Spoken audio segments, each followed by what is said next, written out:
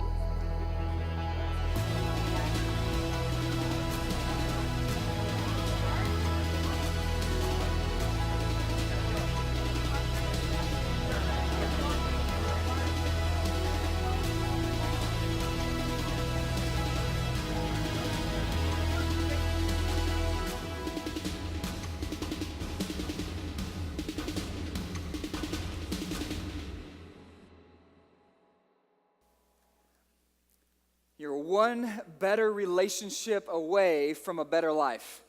That's where we began this teaching series last week. You're one better relationship away from a better life. Think about it. One relationship you have now that gets better, and then you're better, or one new relationship in your life that makes your life better. You're one better relationship away from a better life. Last week we talked about being with God and with others and how that impacts and changes us. And we just talked about how life is better together. It really is. But here's the challenge once you start applying that teaching to your life and you realize that being with others is good for you and you start to be with others, you inevitably have relationship issues, right? And you get people in close proximity. What happens when two things rub against each other? You get friction, right? You get friction, you get frustrations. There's challenges, there's problems with being close to people because people create problems. People are not perfect. We go out looking for the perfect friends, but I'm just here to remind you that there are no perfect friends. And if you found perfect friends, you couldn't be friends with them, right? Because you're not perfect, right? So we have this problem that when we get around people, we realize that they're just like us. We have problems and they have problems, and so you get people together and you believe this, that life is better together, which it is, and relationships make our life better, which they do, but then when you get in a relationship, there's problems. So unfortunately, some people, when they discover this, they run from relationships. They don't put themselves in scenarios where they get too vulnerable with people, where they get too close to people because they think, well, it's better not to get too close because then I might get hurt. It's better not to get too close because then I might have some relationship problems. But life is better together. Life is better when we're with others. And we talked about that last week, that being with others and being with God, being in relationship is the better way to go. So how do you have good relationships? If we know these things are true, that it's better to be with others, but when we're with others, there's going to be some challenges. How do we grow healthy relationships? How do we grow good relationships and connect well with others? Well, I've titled today's message, You. You. Because how you change a relationship is you change you. Not you as in them, but you as in us. Like we change ourselves, we change what we can change, and God changes the relationship. And today I want to begin in Romans chapter 12, and God's word, he gives us teaching on how to have great relationships, how we should live like Jesus in our relationships. And I'm going to talk about 3 biblical, godly principles on how to grow healthy relationships that honor God and make a difference in our lives. All right, here we go. Beginning in Romans 12, verse 9. Love must be sincere.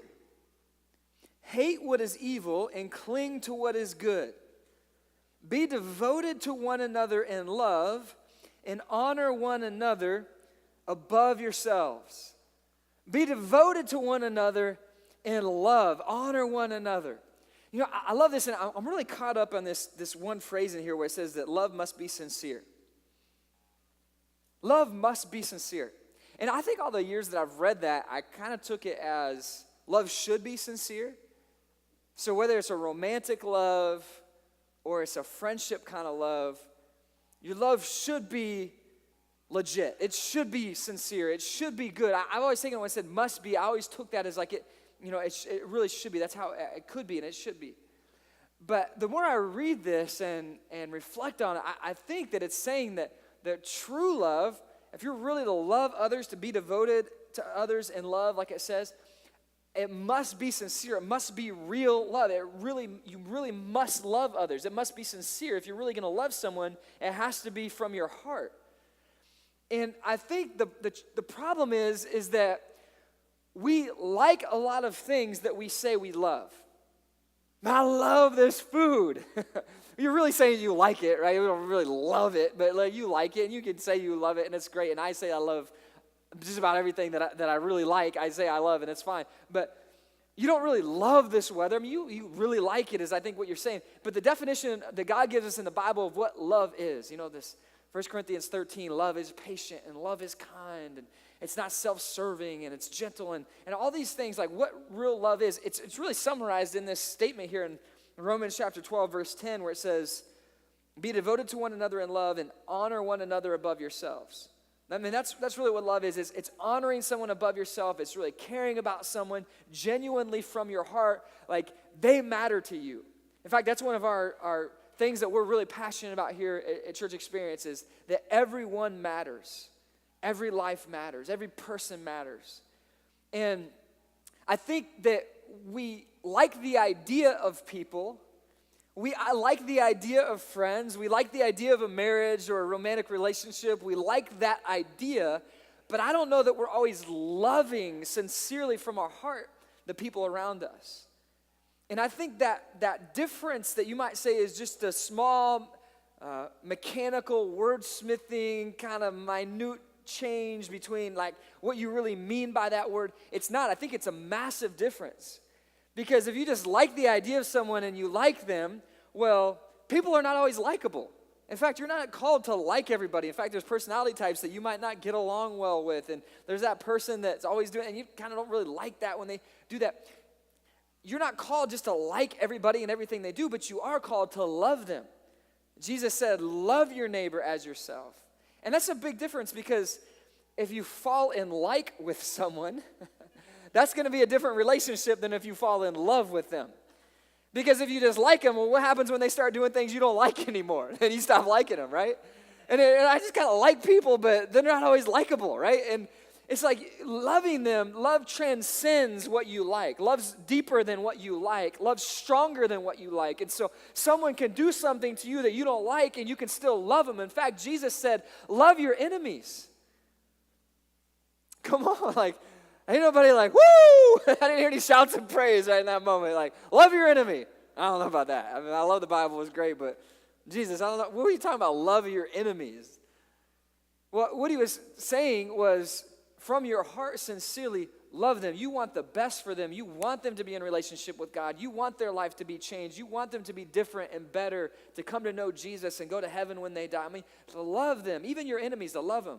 Doesn't mean you have to like what they do, approve what they do. Doesn't mean you have to even want to spend time with them and like them. But the loving is different. Love must be sincere. Real love must be sincere. And here's the lesson. Here's that first biblical principle. It's really number one that Jesus teaches, and that's love always. Write that down. Love always. When we love always, when we love others, when we really care about them and everyone really matters to us, man, that's a game changer. It changes a marriage. It changes a friendship. The relationships with the people you work with or go to school with, it changes everything. When you really start to love others, when you see them as God sees them, even in their folly and even in their flaws, you can say, you know what? man, I love this person. I want to care about them, and I want to care about them in the way God cares about them. This is really powerful. It's very powerful. Everyone matters. You know, I had a guy when I was in college that spent some time with me, and it really marked my life. It was really, other than my dad, who was probably one of my first mentors in my life, my mom and dad, it's probably the first real mentor to me. I had a basketball coach that might have fell in that category in high school, but it really, in college, this guy was my first official mentor. His name was Dave, and he was a senior. I was a freshman, and he spent every Thursday night with me for a couple hours. We'd get together in this room at the church that we were at, and he would hang out with me, and he would say, hey, here's some of the things I'm learning. And he would ask me questions, and he would teach me and coach me and invest in me. He'd pray for me. And I was involved in ministry there, and I was 18, 19, just figuring it out. And he'd ask me about it and what's going on, and he would help me and think it through. And, just whatever I was going through, he would take time, and he would set his life aside so he could invest in my life. And my life is different now because of that mentoring relationship. And since that time, I've seen the value of that, and so I've always sought out mentors in my life, people that could invest in me and advise me and coach me and guide me, and it's just been so powerful. In fact, I hope you're here the second Sunday in March. You're not going to want to miss it. One of my mentors is coming here. His name is Pastor Chip Henderson. He pastors Pine Lake Church. It's the biggest church in the state of Mississippi and one of the biggest churches in our country. Over 10,000 people come there. He's been at that church for years, and God has used him and the team there to literally impact thousands of lives. Thousands of people have come to Jesus and had their lives transformed. He's one of the best Bible teachers I know of. He's incredible. He's a man of God that's just poured into me. He's very selfless and giving and just a powerful communicator. I can't wait for that Sunday. It's an unbelievable honor that he's coming here to be a part of our church plant on that Sunday, and him and his wife Christy are going to be here. So don't miss that Sunday. But I think of guys like that who've invested in me so much, and I've learned so much from. And my life is better because of those relationships. And when you get in close proximity with someone and they make you feel like you matter, they speak God's truth into your life, they encourage you, they pray for you, that changes you. And you can do that in other people's lives by simply taking time to really do this, what Jesus said, love them, care about them. Put your world aside so that you can focus on what's going on in their world. But you know what the default is for all of us? I think it's just to run full speed ahead on what we're doing and just keep moving down the path of our world. And we kind of forget that others have needs and desires and dreams. And God wants to use us to impact them with the love of Christ. Like it says here in Romans, be devoted to one another in love. Be committed to God's best, not just in your life, but in the lives of everybody around you. Are you doing that? Do you really love the people in your life? You want to change a relationship? You want a relationship to get better? Focus just on loving them. Loving them with everything you've got. To really care. Genuinely care. It changes people. In fact, I see it here in our church. This kind of value, this passion for us that everyone matters. I've been asking people lately, we're a brand new church and we're kind of figuring out who we are as a church, and we're here in high school with 3 services and we're just beginning and we're starting out, and I just been kind of asking people, so we're into this a little bit now, who are we as a church? Who are we? And what do you like about this church, and how's it impacted you? And it's been so cool to hear the responses. And the number one thing that I've been hearing that people say that they like about church experience, they like about this community, is they're saying it's so welcoming. When I come in, people, they seem to really care and they love on me. And it doesn't matter even what you believe when you walk through the doors. You can belong before you believe. And we preach the truth of Christ, and the services are powerful. But man, you feel God's love here. You feel that people care about you. And that's just so powerful. When we take on that vision of everyone matters because everyone matters to God, it changes people. I mean, you could be a mentor. Think about it. You can impact people's lives in a powerful way just by taking time to be with others. And if you're looking for a mentor, let me give you some advice that's been helpful for me. Don't go to someone and say, hey, will you be my mentor? That's putting a lot of pressure and responsibility, and what's that going to look like, and what are the expectations? Just do this. If you're looking for some help parenting, you got young kids, go find someone who's a little further down the road. You're looking for help in a marriage, and you've got a couple and you're going through something, go find a couple that you respect that's got a great marriage. It's in your career. Go find someone that's further down the road in your career and that you can learn from, right? Your spiritual growth, you're trying to grow. Find someone who you respect in the area and just say, hey, can we set up a time to get together and I'll bring some questions. I'd just like to learn from you. Can I bring some questions? Well, they're going to most likely say yes if they're able to. And you get together, invite them over to your home or invite them out to Starbucks or to a park and spend some time just hanging out and ask questions. Ask questions. Work harder than they do at it. But you don't a lot of people expect a mentor to do all the work. You bring questions and you ask questions and you say, hey, how do you do this? How do you think about this? How has this changed your life? And just learn. Just listen, take some notes and learn. And God will pour into your life. And you know what? It'll probably be such a great experience. You'll probably do it again. And before you know it, you'll have a great advisor and mentor in your life that'll be impacting. And some of you have a lot to give. You would love to mentor someone else. But it's kind of hard to walk into someone's life and say, hey, can I mentor you? Like that's offensive. Hey, you need some help, and I've just been watching your life, and I think I could come help you out.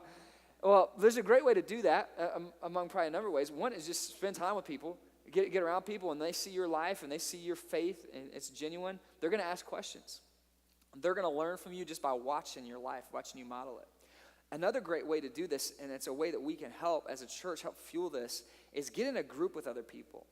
We're launching our life groups here. This newest semester of life groups begins the first week of March. And so these next 2 Sundays, starting next week, we're going to be registering people for life groups that will meet all throughout the area. And we have a lot of life groups that meet a lot of different nights of the week and options and times and types of groups. And our main semester groups are going to be studying this book called Goliath Must Fall. And they're going to do a Bible study by Louis Giglio called about taking down the giants in your life. So it's going to be powerful and it's going to be impacting. In fact, we're recruiting leaders still, and for you, if you're someone who's like, man, I have a lot to offer. I'd love to invest in people. I'd love to pour into others' lives. It's as simple as opening up your living room or finding a public space that's conducive to a group meeting and saying, hey, it's on this night at this time. We're going to meet every other week for an hour and a half, and we'll give you the questions to ask if you can do your own thing, or you can join us in the semester group, and we'll give you the videos. You play a little DVD clip for 20 minutes or so, and then you ask the questions we give you, and you kind of facilitate the group, and man, it's powerful. When other people can be with God and with each other, it's just life-changing. So you want to mentor others, it's a great way to start. See me. I'd love to talk to you about that. I'd love to connect you with our life groups leader and get you all hooked up. But man, think about it. Investing your life in others, loving always, it's a game changer. Loving always. You know, my kids schooled me on this the other day. We were out, went to the Citrus Park Mall. It was our 4-year anniversary of living in Florida, our 3-year anniversary of church experience, January 11. We didn't plan this, God planned this, but we moved down literally on January 11, 2014, launched the church January 11, 2015. So that date, the 11th of January, is a very special day for our family. And so we decided to go out again this year and just have some family time. And we went out and we were over the Citrus Park Mall because we went there last year and they have this carousel. And we thought it'd be so fun as a family to go take the kids, their elementary age, go take them to this carousel and enjoy that family time after maybe a meal together. So we're sitting in the restaurant, talking about the memories we had of all this journey God's taken us on, these 4 years we've been in Florida, and all the amazing things we've seen God do in the church and our family beyond what we can imagine, and then talking about the future and all the hopes we have for what God will do in our lives and our church and all these things. And I think we got wrapped up in the conversation, and as time went on, it got to be pretty late. And so we left, and it's like 8:45, and we make our way over to the carousel. It's like 8:50. I'm like, well, thankfully we made it. There's 10 minutes to go. And I go up to the machine to put the money in so I can get these coins for our kids to ride the carousel. And the worker who's on the other side of the machine and the carousel is running says, I'm sorry, sir, this is the last night ride of the night. And I'm like, oh, man. And I was disappointed because I was the schedule guy, you know, like, hey, this is where we're going. We're going to go do the carousel. I'm trying to corral 4 kids and get everybody where we need to be. And I'd made it. I made it barely, but I made it there, and I thought it was going to work. And all of a sudden, our plans are falling apart, you know, and I thought the kids would be real excited about this. And they were excited, but they taught me such a lesson because while I was disappointed, a couple of my kids just instantly, as they heard the same words that I heard, hey, last ride of the night, they're like, no problem, it's okay.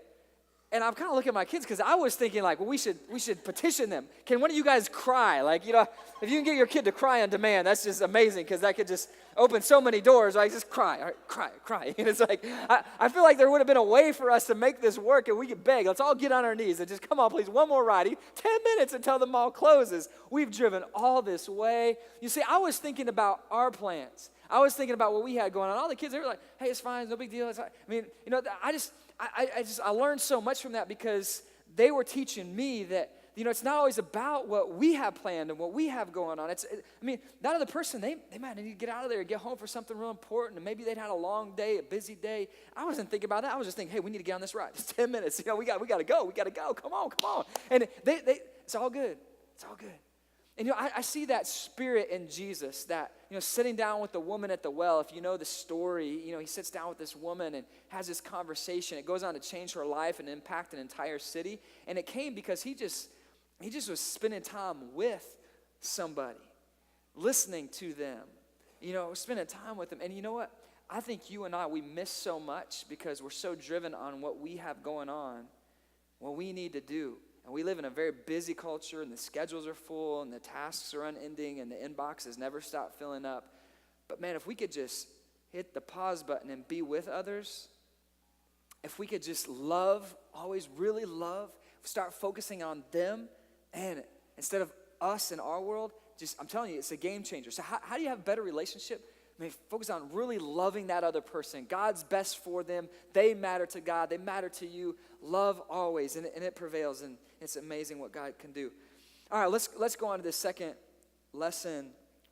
It's found in 1 Peter chapter 4, down in verse 8. 2 Peter 4:8 says, above all, time somebody says above all, most important, you know, pay attention, right? This is it. Above all, love each other deeply. So there it is again. Sincerely, deeply, truly love others. Not just like them, not just like the idea of you really love them. All right? Because love covers over a multitude of sins. So all those flaws, all the wrinkles in your relationship, all the problems, little conflicts, little issues, how do you solve all that? Well, the reality is you can't solve all that because we live in a fallen, broken world, so there's going to be problems. Jesus promised us in this world you will have problems. But what helps cover over all of that, what's better than all that, what makes all that work despite your flaws, it's love. You really love somebody, that changes the game. And we're taught here in God's word, love others. Verse 9, offer hospitality to one another without grumbling. Care about others. And those of you guys who come and serve and set up or help or volunteer or help kids, some of you served kids in the first hour. Thank you. I mean, you made it possible for people to come in that first service, and now you're here learning, and you're offering hospitality. That's a spiritual gift. You're offering an environment for people to come and hear about Jesus. Life group leaders who open up their house. It's not an easy task, but man, it's so impacting, and do that in a way that's expressing love. Verse 10, he says, each of you should use whatever gift you have received to serve others as faithful stewards of God's grace in its various forms. So whatever God's gifted you to do, however he's equipped you and resourced you, what resources you have available, use that to serve others. And here's the lesson. You want to build a better relationship? Serve first. Serve first. Our serving has a divine purpose in it. It's how we transfer the love of God into the lives of people, and it takes work, though. It really does. It takes effort to serve. In fact, serving requires so much work. Serving doesn't work unless you work. Think about it. A relationship doesn't work unless you do, unless you put the other person first, unless you serve. And you know, putting work in, it requires sacrifice, right? Because there's a lot of apathy in our world, and it's easy to be lazy, right? It's easy to be lazy. You know, one of my favorite truck commercials ever talks about, you know, you talk about horsepower in a truck. Check this out. This is so good.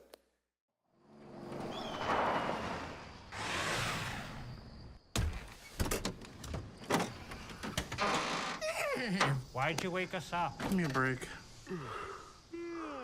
I don't know what to do, Clark. Huh? If you want us to work, you gotta sing the magic song. Magic song. The what? Pretty, pretty ponies, Pretty, please. Come on, guys. Do it. Pretty ponies, pretty please. I'm a dancing pony boy, begging pretty please. We can't hear you. Pretty ponies, pretty please. I'm a dancing pony boy, begging pretty please. Now do the dance. Pretty ponies, pretty please. I'm a dancing pony boy, begging pretty please. Pretty ponies, pretty please. I'm a dancing pony boy, begging pretty please. Pretty ponies, pretty please. I'm a dancing... Hey, buddy. Need some help? Yeah, sure.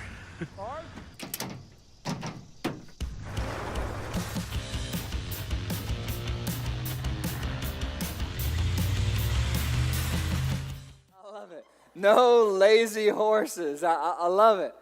You know, we got a lot of lazy people, right? A lot of apathetic people in our culture. And let's be honest, it's not they, it's us. Like, we can be lazy and apathetic. And in relationships is one of the areas you see it the most. You know, we love when people will serve us. But for us to put the work in to serve somebody else, that's some real sacrifice, right? And if you want to build a healthy relationship in any area of your life, serve. Use what you have to serve them, to help them, to better their life. This is a game changer, but it takes effort. I mean, it doesn't work unless you do. And so for us to do whatever it takes to help people know the love of Christ is going to require us to serve. But both these words are important. I hope you wrote those down. Serve first. But that second word is just as important as the first. Serve, but you be first to serve, because you know what? There's times when maybe you're not getting along with somebody. It could be in a friendship, someone you work with. It could be a marriage. How do you get out of that gridlock? How do you get out of that? Well, you humble yourself and you serve first. You serve them, not expecting them to serve you back, not expecting anything in return, but you serve first. And it's amazing how that reciprocates and how it changes the relationship. But when we love always and then when we serve first, I'm telling you, that's a game changer.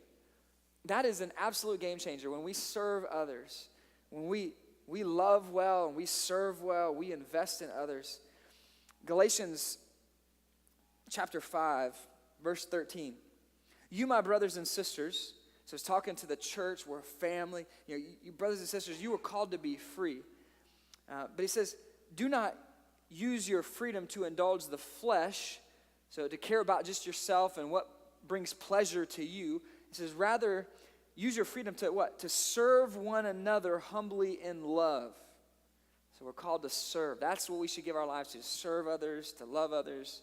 For the entire law is fulfilled in keeping this one command, love your neighbor as yourself. So you want to know what God thinks about how we should live and what would solve the problems of our world? Love your neighbor as yourself. Instead of just focus on self, you love them like you would love yourself. You think about what their needs are. You love them, serve them. And then verse 15, it really gives us a very accurate description of what we are currently seeing in our world.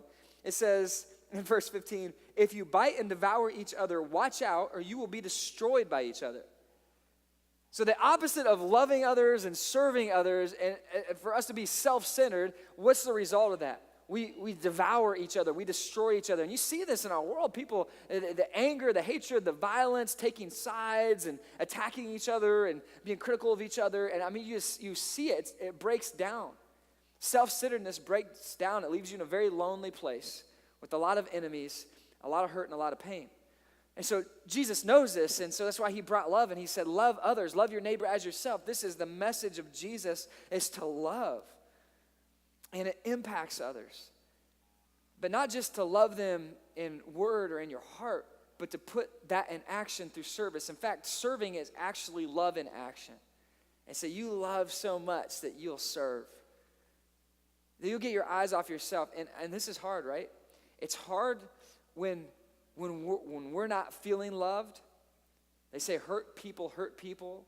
Unloved people don't love well, right? Because you don't feel loved by nature. So when you're having a bad day, to really serve others, that's when the test comes.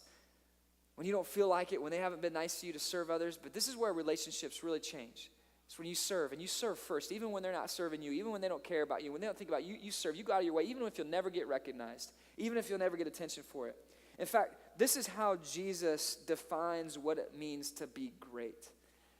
He never says that it's bad to want to live a great life. I think it's a really good thing to strive to live a great life that honors God. It's just he redefines what greatness is.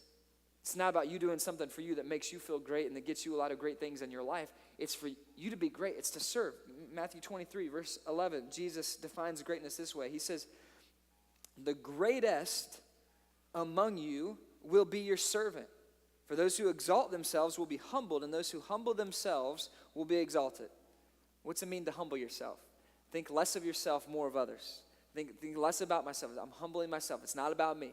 It's not about me. It's about God. It's about others. And we humble ourselves. And when we serve others, he says, the greatest among you, those who are great among you, will be servants. They'll be your servant. And so when you serve others, you're living a great life, and it's making a huge difference. But man, it's hard to do. And this really bleeds into this third biblical principle on how to have great relationships. So I'm going to give you in just a second, but I got to share it this way in the form of a story. Jennifer and I, we've had this ongoing conversation in our marriage, and really it's been her educating me about how to live with a woman, because I grew up, I did have a mom at home and a dad, but my world was like me and my brothers. It was all guys, so I grew up with boys, and so I just was not around girls that much. It was like the basketball team, it was my friends, it was my brothers, so I was around guys all the time. And when I got married, we've been married 15 years now, I have a great marriage, and thank the Lord. But I have learned so much. Our first year of marriage, I just got an education. I didn't know what eyeshadow was. I didn't know what makeup. I didn't know anything about makeup, any kind of girl stuff. I just didn't know anything about it. I got a whole education of the world I did not know, a woman's world. Well, I feel like I get it now mostly, but I'm realizing more all the time I still have a lot to learn. And the other day, I kind of walked into the bathroom, and a conversation we've had a number of times, I'm like, hey, you got all this stuff out here on the counter. It's like there's his and her sinks for a reason. It's like you've taken over the whole thing, you know? It's like all this stuff. And like our first apartment, when we first got married, it was just the two of us, and we just had one sink, so it was his and her sink. Well, now we got the his and her sinks, there's two sinks, so I'm like, it makes sense to me that like your stuff's over there, and then I get this space. But she doesn't agree with that. It's like her stuff's just everywhere. It's like the curling iron and the hair dryer and the makeup and all the girly stuff, the perfume, all that. It's just all. And so I'm like, well, how about this? How about like maybe you could kind of get everything straightened up so it looks a little nicer. And that's the kind of a conversation, that's how it's kind of gone. For a long time, we had that conversation. Well, I think I had a bad day the other day, and I'm just being real with you. And I came in the bathroom, I saw this, and I think I was just having a bad day. So I just go in there, and I just put my hand on the sink, and I just go, whoop, and I just push everything over onto her side of the bathroom counter. And it was bad because, like, stuff's falling over into each other. It's just a big pile now. So now it's really a mess.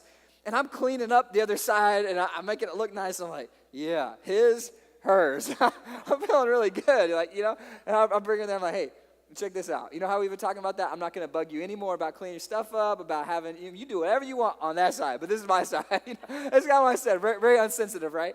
Well, that didn't go over real well, as you can imagine.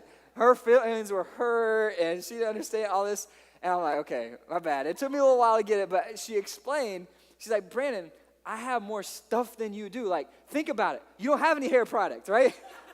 You get out of the shower, you throw some deodorant on, you might shave, and you're out the door. Like, girls, it's a whole different world. It takes a while. I mean, you know why I'm always in the bathroom? I'm just hanging out in here. It's like, what we got to do to get out the door? It's just a girl thing. You don't get it. I'm like, I don't get it. But then I started thinking about it. I'm like, she's right. I mean, I don't. It's kind of roll pretty easy. Just some deodorant and, a razor, and it's like, what else do I need? And she's got all these things. So I'm like, I understood. Okay, all right, you can have 2/3. It's like... But we're figuring that out. But the funny thing is, like, I didn't understand what I didn't understand. Like, here's the lesson. It's in your notes. Listen well. Listen well. Listen well. We hear people, like, we hear the words coming out of their mouth. Like, if you're talking to me, I can hear you. But I don't always listen. I don't always get what you're saying. Like, you might be speaking words that I'm hearing, and I'm not actually hearing what's behind your words, what's on your heart. And we do this all the time. Like, someone's talking to you, and you hear them, if you hear them, but you don't actually get what they're saying. I'm telling you, this changes a relationship when you start to listen. Listen to understand the other person. One author, Stephen Covey, he said, most people do not listen with the intent to understand. They listen with the intent to reply. So we listen so that we can get what we need so we can share back something that we want to say, you know. But when's the last time you really tried to understand somebody? This is what God's so great at. He's such a great listener in prayer. He's so patient. There's probably times where he's got to be thinking when we're praying and telling him all these things, like, you know, if you just listen, I could fix all this mess for you. All those things you're praying about, I already got to fix. It's right here. I wrote it down for you. I didn't want it to be unclear about it, so I actually wrote it down for you in the Bible. If you just give me like 2 minutes, I can fix all this stuff you're praying about. You just give me a minute, let the Holy Spirit speak to you. You know, I could prompt you and lead you and guide you. But, you know, we're just talking to him all the things that are going wrong. It's like, you know, God is so good. He's patient, though. He wants us to come. He loves when we just share with him. He loves that. He's so patient. And that's what we can give to others. Just listen. You know, a lot of the breakdown happens when we think we got to fix everybody else and we got to fix their problems. We got to control them, tell them what to do. They just sometimes just need somebody to understand them. That's where communication begins, is understanding. When you understand their heart, when you get what's behind their words, when you get what's influencing their decisions, and even if they're wrong decisions, and you can kind of understand and get in their world, it's a game changer. It's going to change your relationships. I'm just telling you, just listen well. Listen well. And it's not easy to do. It's very difficult to do, but when we can listen well, it changes everything. It changes the relationship. Jesus, again, so good at teaching this. Matthew 7, verse 3, he says, "Why do you look at the speck of sawdust in your brother's eye, paying no attention to the plank in your own eye? How can you say to your brother, let me take the speck out of your eye, when all the time there is a plank in your own eye? You hypocrite, first take the plank out of your own eye, then you will see clearly to remove the speck from your brother's eye." You ever talk to somebody and they got a little sleep in their eye, you know, and you're trying to talk to them, but you keep seeing it, and you're kind of like, I don't know if I should say something. I'm not going to reach out and get it for them, but I feel like I should at least hey, got something right there. And you might do something in your eye, maybe but they don't get it. You're like, man, it's right there, man. It's like, if I could just grab it, I could just help. Hey, you got it right there. You know, it's like you got your eyes on it. You know, it's just bothering. And you know what? You can do that, right? You can do that with other people. Man, they just got this little thing in their life, and man, if they would just change that, if they would just stop saying that, if they just think a little bit more before they did that, if they just did a small tweak, just change. If I could just get in their life, if I could just go in there, if I could just make that decision for them, right? If I could just go help. And you know, we try to control the people, we try to do these things, and all the time, you know what? We got these issues in our life that need attention. And if we would fix those, Jesus said, you would actually see more clearly to help others. You could be better at helping others if you would fix the issues in your life first. So listen well, listen to others, don't try to fix others, listen to them, care about what's going on in their world. You know, I think one of my favorite verses in James, it's in chapter 1, verse 19. It summarizes all of this so well. It says, "My dear brothers and sisters," so family of God, listen, this is for you. Listen, take note of this. Write this down. Take note of it. Remember this. Everyone should be quick to listen, slow to speak, and slow to become angry. The total opposite of what we do in the flesh. We're quick to talk, quick to get frustrated and angry about stuff. We blow up relationships all the time. We blow up a career. We blow up an education. We blow up a family. We blow up a marriage. And then we get so frustrated and quick to talk, and we're just trying to share our side of it. And it's like, okay, flip that, Jesus says. Be quick to listen. Understand. Listen well. Love well. Serve first. Be quick to listen. Slow to speak. Slow it down. I know you got a point. I know you have a side. There's always two sides. You just hold up. Let's hear their side first. What's going on? How can I listen? How can I engage? How can I help? Quick to listen, slow to speak, slow to become angry. Slow to become angry. Anger does not bring about the righteous life that God wants for you. So we back it up. We love, try to understand. See, God's word has so much power for us, and it's noticing. It's noticing those little things. Whether you're loving, serving, listening, it's the little things that make a big difference. Little things done with great love change the world. In fact, an example of this, there's a highway out in California that someone took the time to notice the little things, to make little things that would make a big difference. There's a highway you can actually go drive down, and if you're driving at the right speed and you drive on a certain part of the highway, you'll hear the William Tell Overture play through your car tires, going over these bumps. In fact, you don't believe me? Check it out. Here's an actual video of someone doing it.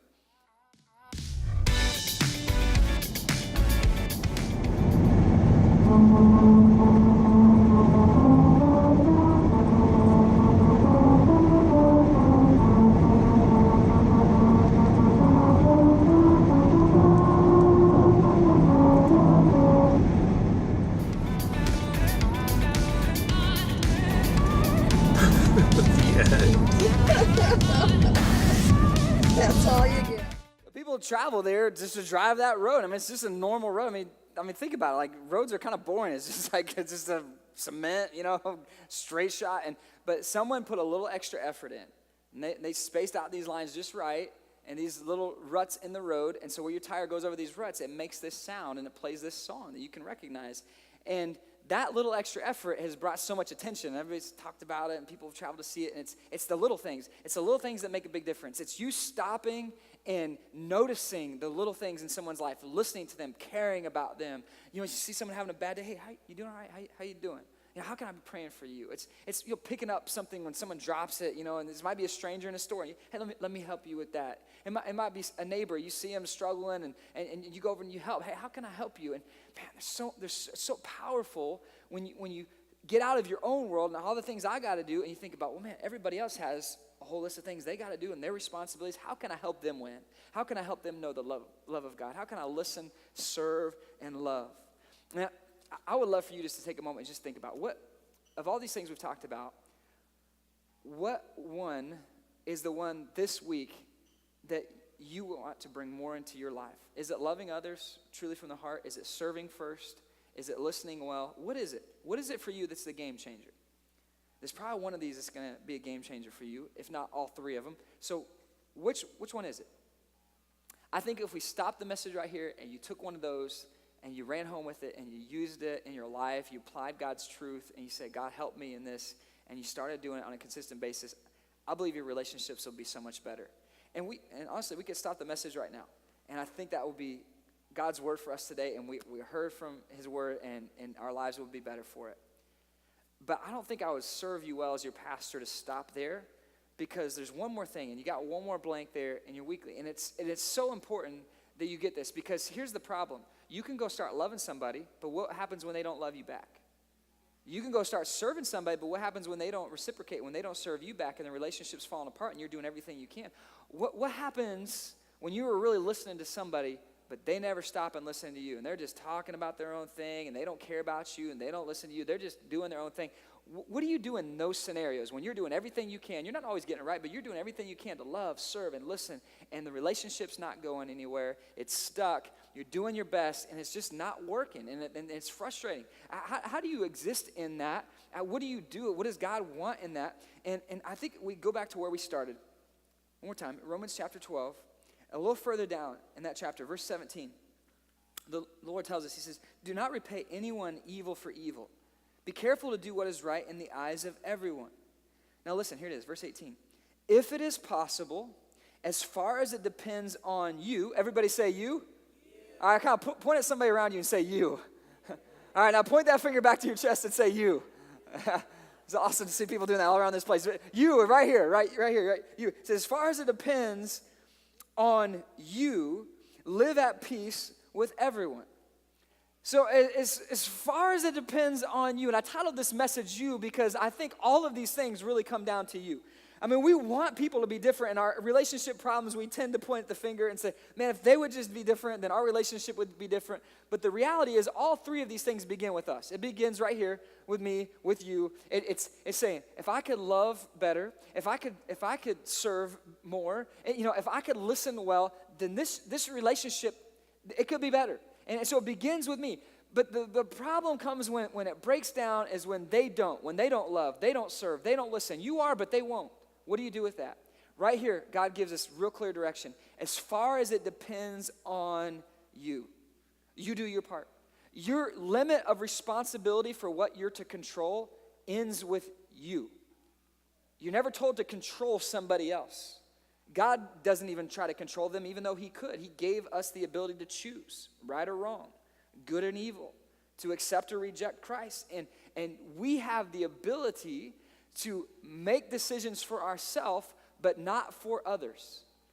It's a little different when you have young children under your care. I think until they're the age of accountability and they're an adult and they can do their own decisions, I think you should try to manage and care for and discipline your children and guide them and all that.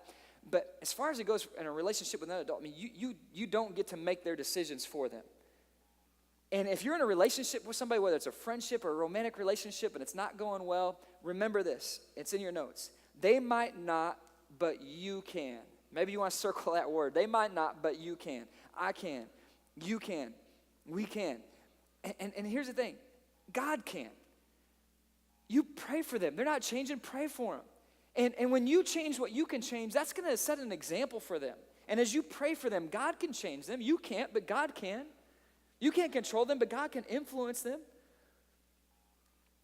You know, I think all of us wrestle with this, and sometimes we're in a relationship where we feel like the other person's the problem. So we go back to Matthew 7, we say, okay, am I looking at the speck in their eye and I got a plank in my own eye? I think it's like 95% them. It's only 5% me. It's probably more like 50-50. That's what I've usually found whenever I'm honest with myself. It's not usually all them. It's usually, I got some skin in the game too. A lot of times it's maybe more me even. But when you look at it, if you can get honest with that and you can figure that out, even if you realize it's, let's just say, as I heard one person say, you know, if it's 95% them, if you'll change your 5%, you'll do two things. You'll model for them how to change. Surely there's something you can do to love more, to serve more, to listen better, to understand better. If you'll do that, you'll model for them what it looks like. And that usually gets repeated. They see that. They see you leading the way in that, you loving, serving, listening over time. That's going to influence them. But more than that, the 5% you change makes your relationship 5% better.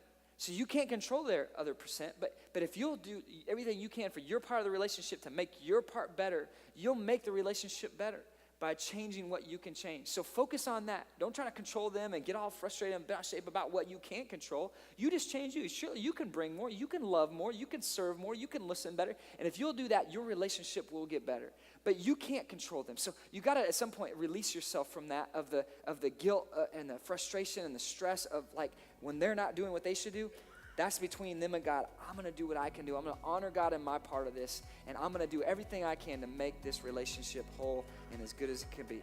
My hope is that you will love always, that you will serve first, and that you will listen well. You do those three things, and God will transform your relationships. Right on? Thanks for joining Church Experience Online. Please don't forget to check out our website to get more connected, learn more, get your questions answered, or support this movement financially. You're now going to hear a Church Experience Worship original song. We hope this gives you time to worship and reflect on what you've just learned.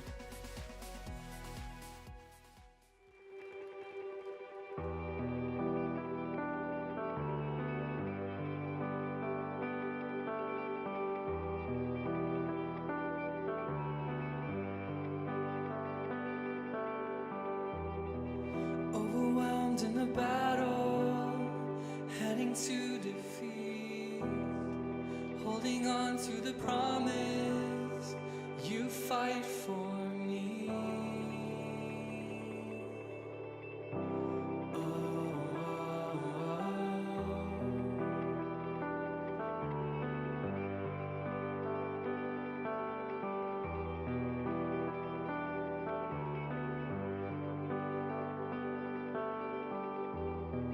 Overpowered by the storm and by the raging sea, anchored onto the promise, you're holding me.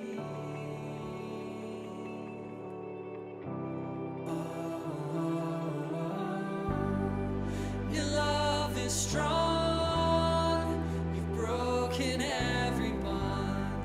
I'm taking heart, for God you overcome, and through the fire I remember all you've done. You overcome.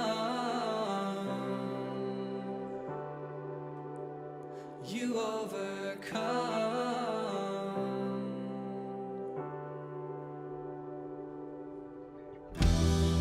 Climbing over the mountain,